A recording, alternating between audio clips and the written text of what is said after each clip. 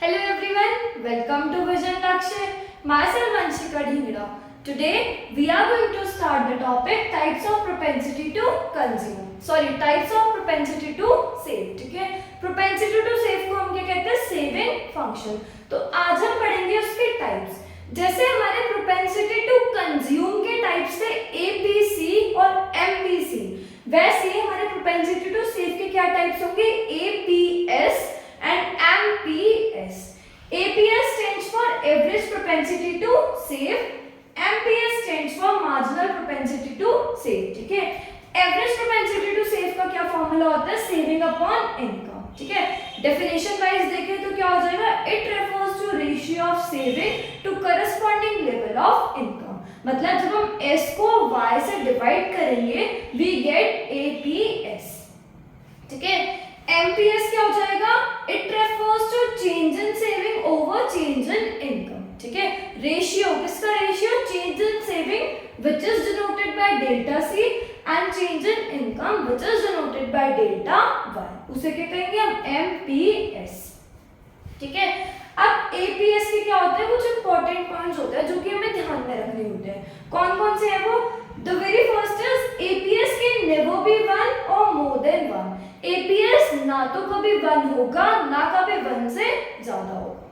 ठीक है, APS 1 के नहीं होगा क्योंकि हमें क्या दिखाता है कि हम कभी भी जितना इनकम कंज्यूम कर रहे हैं उतना हम सेव नहीं करेंगे. ठीक है, या फिर हम जितनी इनकम अर्न ही नहीं कर रहे हैं उससे ज्यादा भी सेव नहीं करेंगे. तो 1 हियर मान लेते हैं इनकम. तो APS कैन नेवर बी 1 मतलब इनकम के बराबर कभी नहीं होगा एंड मोर देन 1 मतलब इनकम से ज्यादा भी हम लोग सेव नहीं करेंगे. भाई जितना कमा रहे हैं उससे कम ही तो सेव करेंगे, उससे ज्यादा कैसे सेविंग कर लेंगे? हमें कुछ पार्ट तो कंजम्पशन के लिए भी यूज करना है ना.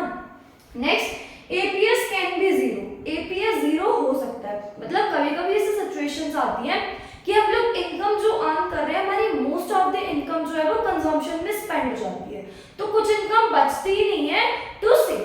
तो APS कैन बी 0. ठीक है, next APS can be negative और लेस देन 1. APS जो होता है वो नेगेटिव हो सकता है. नॉर्मल सी बात है भाई, हमारी जब इनकम कम है कंजम्पशन ज्यादा हो रहा है. और लेस देन 1 से कम भी हो सकता है, मतलब इनकम से कम होगा ही होगा. Next, APS rises with increase in income.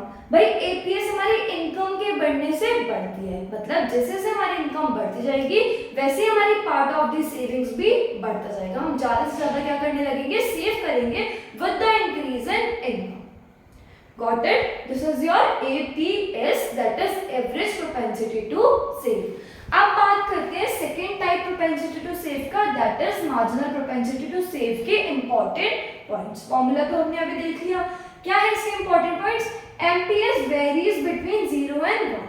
MPS जो कि marginal propensity to save है वो हमारा 0 और 1 के बीच में वेरी करता है. ये क्यों बोला गया है? देखो क्यों बोला गया? देखो दो सिचुएशन है. पहली, अगर हमने सारी इनकम सेव कर दी, जितना हमने अर्न करा सारी इनकम सेव कर दी, उस टाइम पे हमारा डेल्टा C 0 हो जाएगा क्योंकि हमने कुछ कंजम्पशन ही नहीं करा. तो उस सिचुएशन में हमारा MPS इक्वल्स टू 1 हो जाएगा. ठीक है, जब हमने सारी इनकम क्या कर दी है? सेव कर दी है, हमारा कंजम्पशन 0 हो गया है.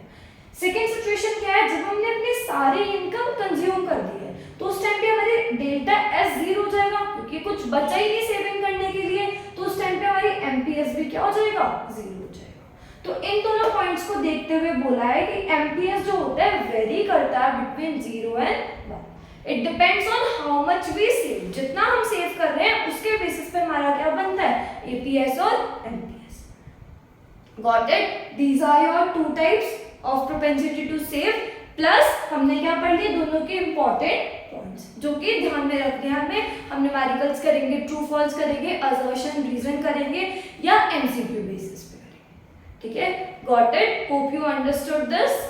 And if you like our video please please please like, subscribe and share more and more. Thank you.